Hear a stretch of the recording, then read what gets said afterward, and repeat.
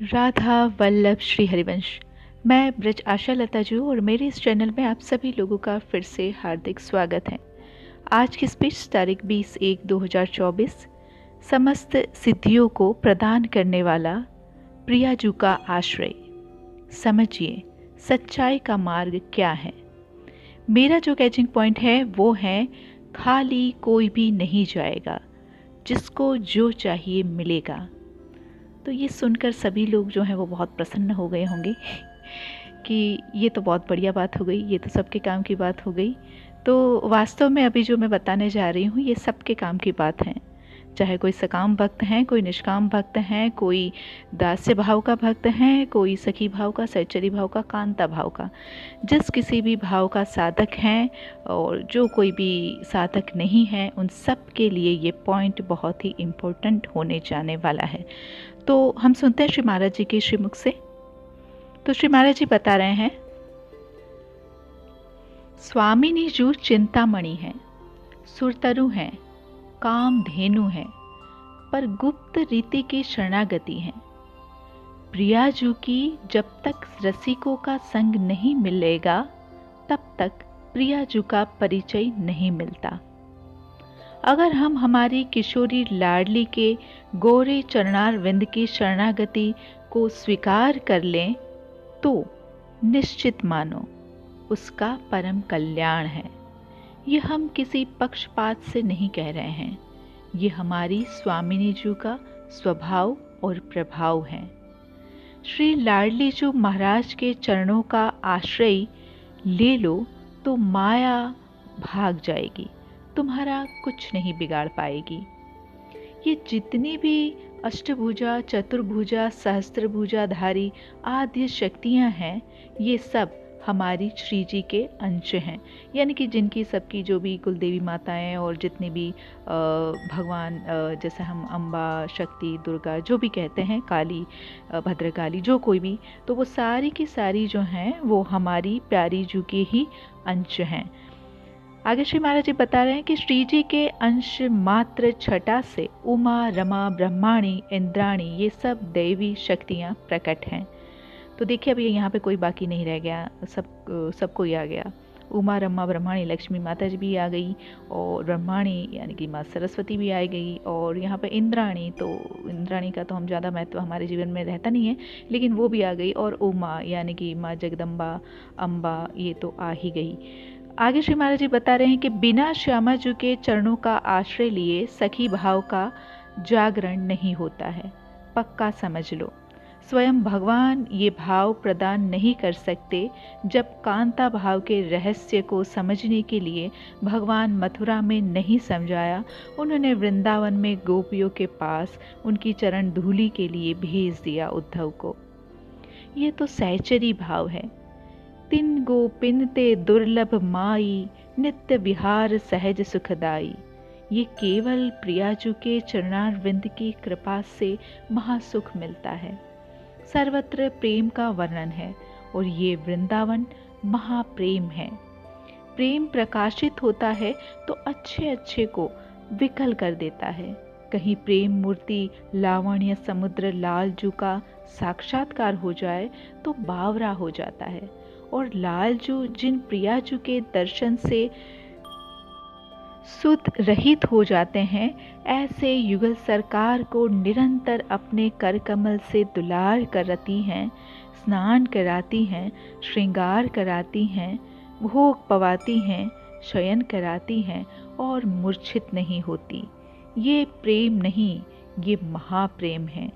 जिनके दर्शन के लिए शिव सनकादिक ध्यानस्थ रहते हैं, उनको ध्यान नहीं, उनके कपोल में, उनके वक्षस्थल में, उनके विशाल भाल पट पर पत्रावली की रचना करती हैं।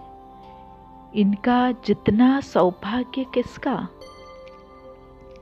प्रियाजू यदि मुस्कुरा के अपने नेत्रों से लालजू की ओर देखती हैं, जब महाराज की दशा बदल जाती है, उन्हीं नेत्रों में नेत्र मिलाकर अंजन आंचती हैं सखियां।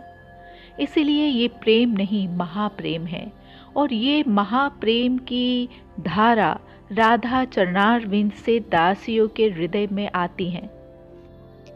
हमारी स्वामिनी जी के चरणों का आश्रय लेने से श्री लालजू महाराज अत्यंत प्यार करने लगते हैं। राधा नाम जापक, राधा चरण उपासक तो अखिल कोटि ब्रह्मांड के ईश्वरों के भी ईश्वर लालजू उसके अधीन होके संग संग डोलते हैं। इसलिए आप देखेंगे जब सखियां बात करती हैं तो प्रियाजू की, तो आप सोचेंगे कि लालजू की क्यों नहीं करती। तो लालजू इस बात के सुनने के रसिक हैं और वो अपने आप को न्योछावर कर देते हैं ये बात सुनकर कि मेरी प्राणेश्वरी प्रियाजू के ये अनन्य सहचरियां हैं। महाराज बरस पड़ते हैं उन पर, बरस पड़ते हैं। ये अंतर की बात है। एक श्लोक में संकेत मिलता है, श्रीमद् राधा रस सुधानिधि में, निज प्राणेश्वरिया यद्यपि। जब प्रियाजू के चरणारविंद की शरणागति मिलती हैं तो प्रियाजू अपनी निज सहचरी का संग दे देती हैं। सहचरी के संग का एक अद्भुत प्रभाव होता है। जो सहचरी हैं वो समस्त रसों की आचार्य हैं। शांत, दास्य, सख्य, वात्सल्य, कांता, सहचरी, ये खास चमत्कार सहचरी का। आप ज्ञान के उपासक हैं, शांत रस, दास्य के उपासक हैं, सख्य के, वात्सल्य के या कांता भाव के उपासक हैं।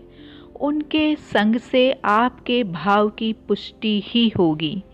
ऐसा नहीं सबको सहचरी भाव में ही दृढ़ कर दिया जाएगा। जैसी जैसी जाई सुहाई, आई सकल चरणन भजे। अब कोई इस तरह से खाली होकर आया कि मुझे कुछ पता नहीं, मुझे ज्ञान चाहिए कि भक्ति चाहिए, दास चाहिए कि सख्य चाहिए, मुझे कुछ मतलब नहीं, मैं आपकी शरण में हूँ, तो अपना धर्म प्रदान कर दिया। समझाने की ज़रूरत नहीं, कुछ भी बोला जाए, यदि आप खाली होकर के शरणागत हो जाए तो ठीक सहचरी भाव आपके हृदय में आएगा।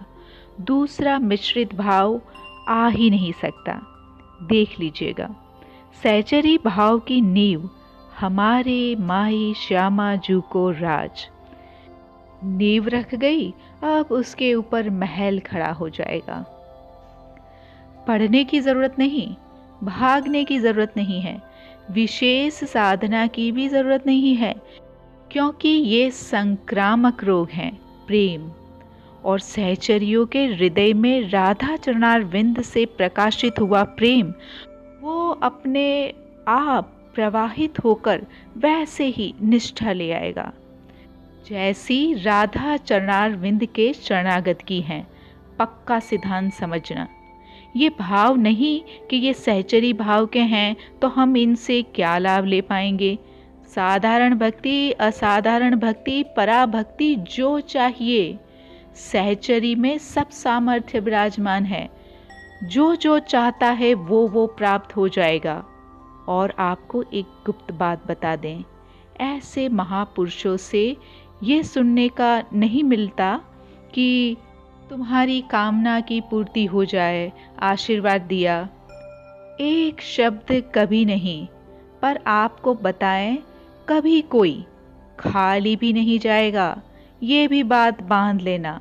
भक्ति नहीं चाहिए, ज्ञान नहीं चाहिए, वैराग्य नहीं चाहिए, हमें तो संसार की अमुक कामना की पूर्ति चाहिए। दृढ़ निष्ठा भाव हो जाए कि मेरे प्रभु इस रूप में विराजमान हैं, इनसे तो कामना की पूर्ति हो ही जाएगी।